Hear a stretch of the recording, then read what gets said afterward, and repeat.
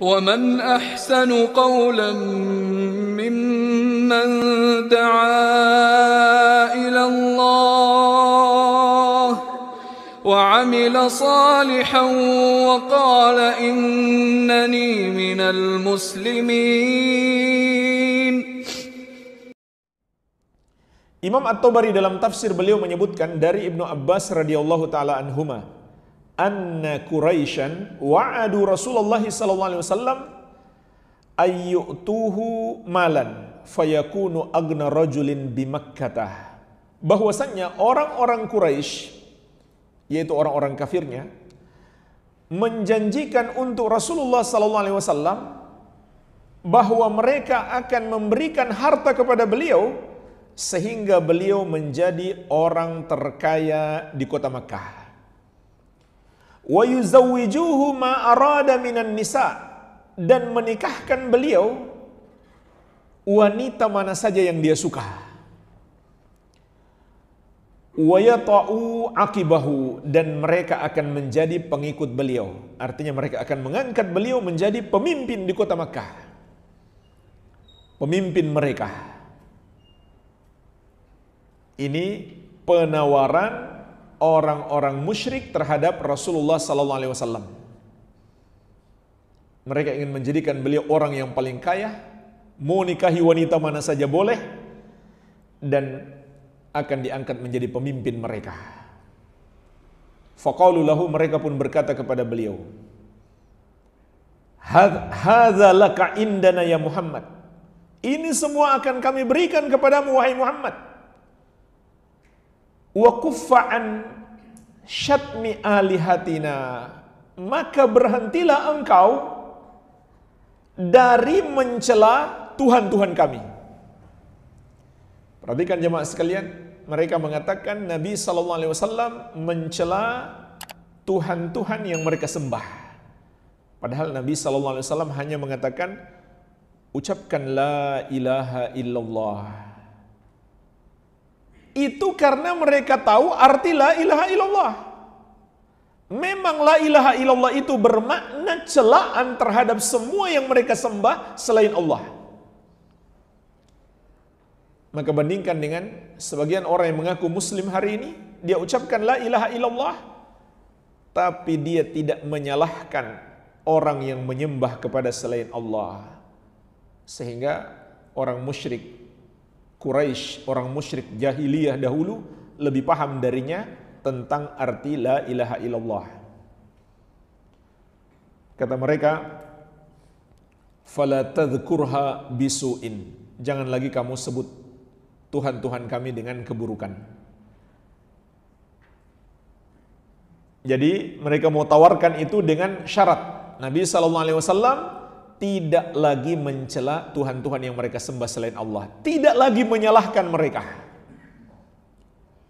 Fa illam taf'al fa inna na'ridu 'alaika khaslatan wahidah.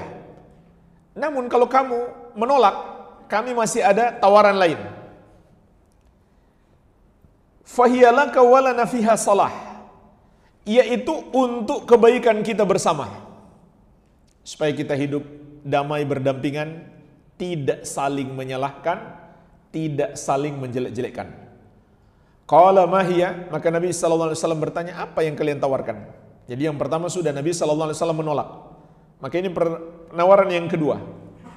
Apa penawaran yang kedua? Qalu ta'budu alihatana sanatan allata wal uzza wa na'budu ilahaka sanatan. Mereka mengatakan, engkau wahai Muhammad menyembah Tuhan-Tuhan kami setahun, yaitu Lata dan Uzza, dan kami akan menyembah Tuhanmu setahun pula. Qala hatta anzura ma ya'ti min indi rabbi, tunggulah sampai datang wahyu dari sisi Rabbku. Faja'al wahyu minal lauhil mahfuz, maka datanglah wahyu dari al-lauhul mahfuz. Kul ya ayyuhal kafirun, katakan wahai Muhammad, panggil mereka wahai orang-orang kafir, dan seterusnya. As-surah. Wa anzalallah, kemudian Allah turunkan lagi ayat yang lain yang semisal dengan ini, yaitu surat Az-Zumar ayat 64 sampai 66. Kul, afa ghairallahi ta'muruni a'budu ayyuhal jahilun. Katakan kepada mereka, wahai Muhammad, apakah selain Allah yang kalian perintahkan kepadaku untuk aku sembah, wahai orang-orang jahil, orang-orang bodoh? Jadi ada dua panggilan yang Allah perintahkan kepada Nabi Muhammad SAW untuk dipanggilkan kepada mereka. Pertama, wahai orang-orang kafir. Yang kedua, wahai orang-orang bodoh, di surat Az-Zumar ayat ke-64. Kenapa mereka disebut kafir? Kenapa mereka disebut bodoh? Karena mereka menyembah kepada selain Allah dan mengajak Nabi Muhammad SAW atau mengajak orang lain untuk menyembah kepada selain Allah. Inilah sebesar-besarnya kebodohan. Begitu pula sebesar-besarnya dosa, yaitu kesyirikan dan kekufuran. Makanya orang yang menyembah kepada selain Allah itu menjadi makhluk yang paling hina, yang paling sesat, yang paling bodoh. Lebih hina, lebih sesat, lebih bodoh daripada hewan. Ulaika hum syarrul bariyah, kata Allah. Mereka adalah seburuk-buruk makhluk. Inhum illa kal an'am balhum adallu sabila. Tidaklah mereka itu kecuali seperti hewan ternak. Bahkan mereka lebih sesat jalannya daripada hewan ternak itu. Waman adallu mimman yad'u min dunillahi. Dan siapakah yang lebih sesat dari orang yang berdoa atau menyembah kepada selain Allah? Jadi ini fakta nyata, mereka pantas disebut orang kafir, orang sesat, dan orang bodoh. Bahkan Nabi SAW diperintahkan oleh Allah untuk memanggil mereka dengan panggilan itu. Kul, katakan wahai Muhammad, ya ayyuhal kafirun, wahai orang-orang kafir. Kemudian di Az-Zumar ayat ke-64, ayyuhal jahilun, wahai orang-orang bodoh.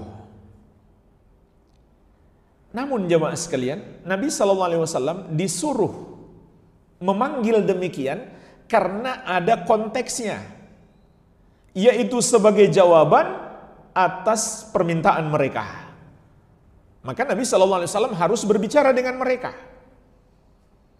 Dan karena yang mereka ajak itu adalah dosa yang sangat berat, mesti ada penegasan dan peringatan keras. Sehingga perlu Allah perintahkan kepada Nabi SAW untuk menegaskan kepada mereka panggilan ini. Wahai orang-orang kafir, wahai orang-orang bodoh. Akan tetapi, ini tidak disyariatkan setiap kita berjumpa dengan orang kafir, lalu kita panggil, wahai kafir. Wahai orang bodoh, sini kamu. Saya mau ngomong. Enggak juga seperti itu. Buktinya Nabi SAW tidak selalu mempraktekkan panggilan ini. Contoh kepada Abu Thalib, Nabi SAW panggil dengan kedudukannya sebagai paman. Wahai paman, ya ammi, qul la ilaha illallah kalimatan uhajjalaka biha indallah. Wahai paman, ucapkan la ilaha illallah. Satu kalimat yang dengannya aku akan berhujjah untukmu di hadapan Allah. Jadi Nabi SAW tidak memanggil Abu Thalib dengan wahai kafir, wahai jahil. Jadi panggilan ini hanya ketika ada konteks yang mengharuskan kita memanggil demikian. Iya.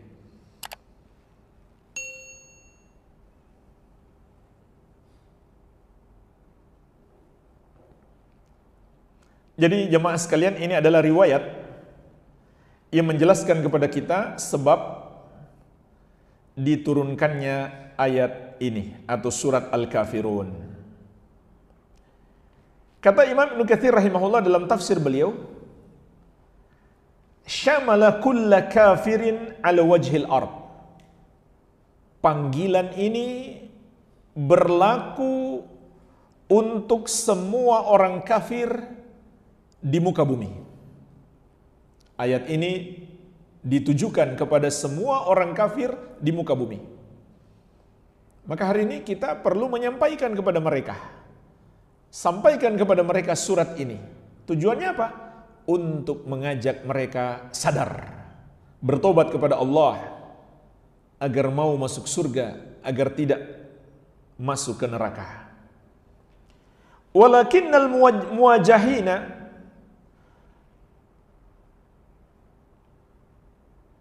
bihadzal khitab hum kuffaru Quraisy. Meskipun pertama sekali yang ditujukan panggilan ini kepada orang-orang kafir Quraisy.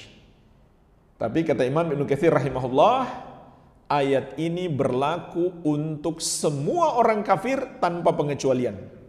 Karena kaidah tafsir mengatakan al-ibratu bi umumil lafzi la bi khususi as-sabab.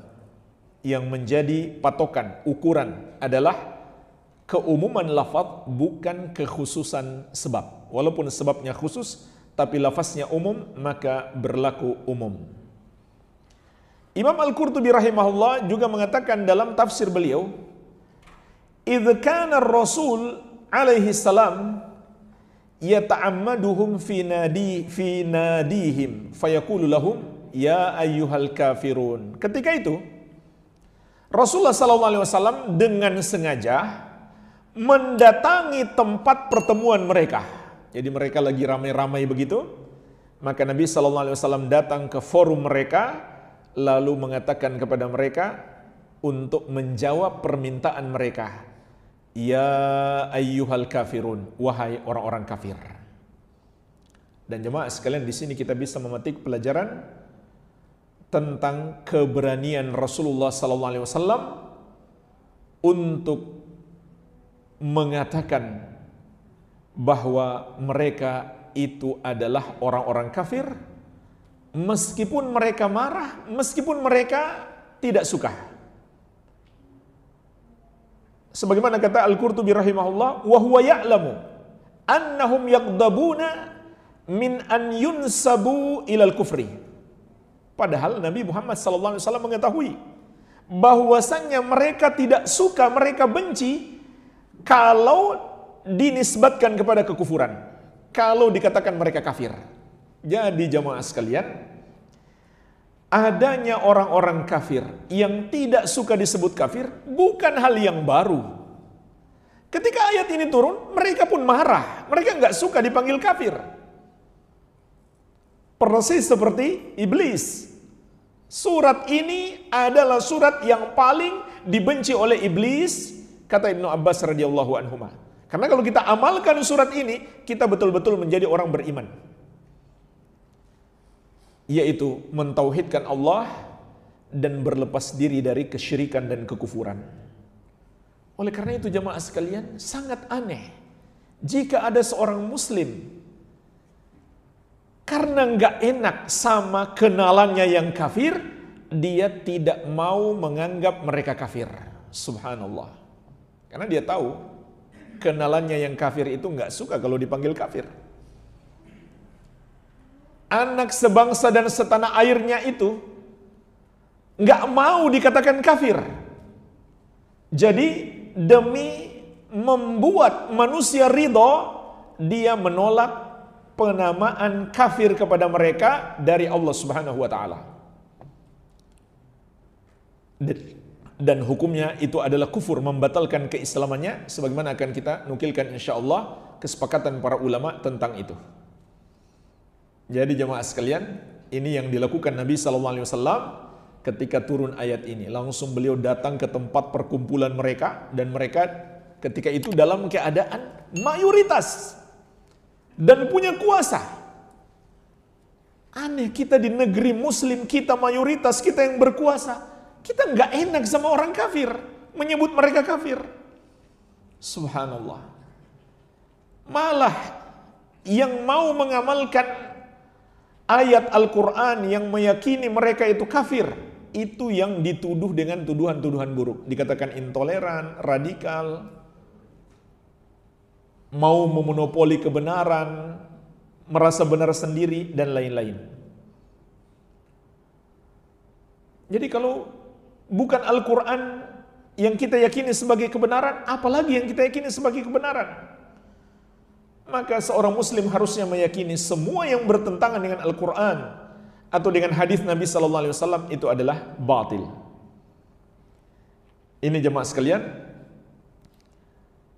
sebab turunnya ayat ini dan langsung diamalkan oleh Nabi SAW, perintah Allah, katakan wahai Muhammad, ya ayyuhal kafirun, wahai orang-orang kafir. Untuk menegaskan bahwa mereka adalah orang-orang kafir.